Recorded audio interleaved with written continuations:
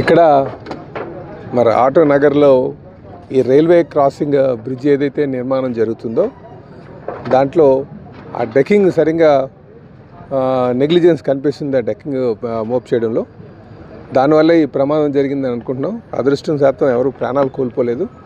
అయితే ఇది కాంట్రాక్టర్ యొక్క నెగ్లిజెన్స్ అయితే క్లియర్గా కనిపిస్తుంది. దీనికి ఎవరు బాధ్యులో వాళ్ళ పైన ఖచ్చితంగా కఠిన చర్యలు తీసుకుంటాం. మళ్ళీ భవిష్యత్తులో ఇలాగ పునరావృతం కాకుండా చూడాల్సిన బాధ్యత అందరిపైన ఉంది. అలా చర్యలు ఆదేశిస్తామని చెప్పి తెలియజేస్తున్నాం. అంటే హాస్పిటల్ అడ్మిట్ చేశారు, అందరూ అవుట్ ఆఫ్ డేంజర్ అని చెప్పారండి. ఖచ్చితంగా మనం కూడా వెళ్ళి ఎంక్వైరీ చేసి వారికి ఎవరికైనా కొంచెం ప్రాణాపాయ స్థితిలో ఉన్నా వాళ్ళకి కావాల్సిన కాంపెన్సేషన్ ఏదైనా సరే ఖచ్చితంగా వాళ్ళకి బాధితుల పక్షాన్ని నిల్చోవడం కూడా మా పనే. కాంట్రాక్ట్ అదే నెగ్లిజెన్స్ ఉంది కనుక ఆ డిపార్ట్మెంట్లో ఎంక్వైరీ చేయించి దానికి కారణాలు ఏంటి కనుక్కొని దాన్ని బట్టి తగు చర్యలు ఉంచడమా లేకపోతే కాంట్రాక్ట్ క్యాన్సిల్ చేయడమా ఇవన్నీ చేస్తూ ఉంటాం.